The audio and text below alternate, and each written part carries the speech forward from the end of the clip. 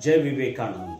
जीवन में सत्संग का बड़ा महत्व है। सत्संग ऐसी एक औषधि है जिससे हमारा व्यक्ति महत्व सुंदर और विलोभनीय होता है।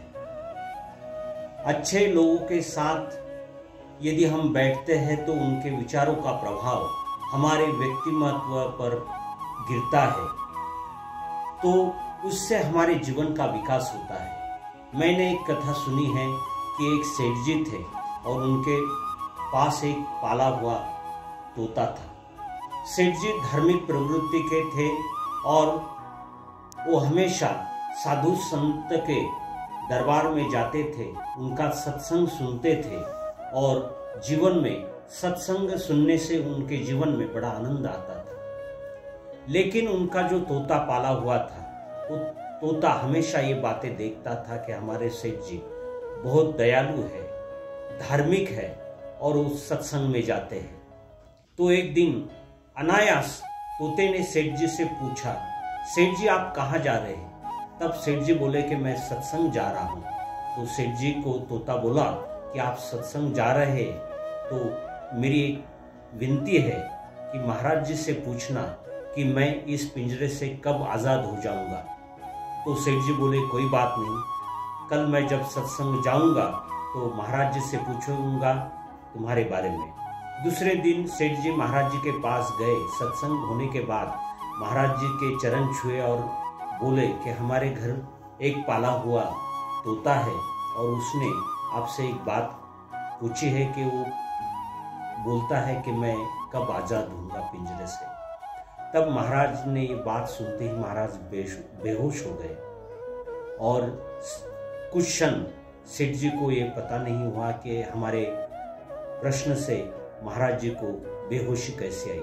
सेठ जी घर चले आए। जब तोते ने पूछा तो सेठ जी ने सब बातें कही कि जब मैंने पूछा कि हमारे घर का तोता कब आज़ाद होगा तो महाराज जी बेहोश हो गए। दूसरे दिन सेठ जी जब नींद से जागे और उन्होंने देखा तो उनका तोता भी बेहोश पिंजरे में पड़ा था। सेठ जी उसके पास गए, उसको आवाज़ दी, लेकिन तोते ने कुछ भी रिस्पॉन्स नहीं दिया। फिर सेठ जी ने जैसे ही पिंजरे का दरवाज़ा खुला, तोता पिंजरे से आज़ाद हो गया और आज़ाद होते ही हंसने लगा और सेठ जी से बोला, सेठ जी मैंने कल महाराज जी से पूछा था कि मैं पिंजरे से कब आज़ाद होऊंगा, तो महाराज जी बेहोश हो गए। उन्होंने इनडायरेक्टली मुझे ये मैसेज दिया, यदि तुम पिंजरे से आज़ाद होना चाहते हो तो बेहोशी का नाटक करो। जीवन में साधु की बात सहजता से समझ में नहीं आती, उनमें एक गुणता होती है, उनमें एक संदेश छिपा रहता है। लेकिन होशियार तोते ने वो संदेश साधु महाराज का सुना और उसी का अनुकरण किया। तब पिंजरे से आज़ाद हुआ तोता सेठ जी से बोला, आप सत्संग जाते थे लेकिन उस साधु महाराज की बातों को जीवन में उनका स्वीकार नहीं करते थे, इसलिए आपके जीवन में विकास और आनंद नहीं प्राप्त हुआ। यदि आप सत्संग जाते हो और महात्मा के उपदेश का अनुकरण नहीं करते तो आपका सत्संग व्यर्थ होता है।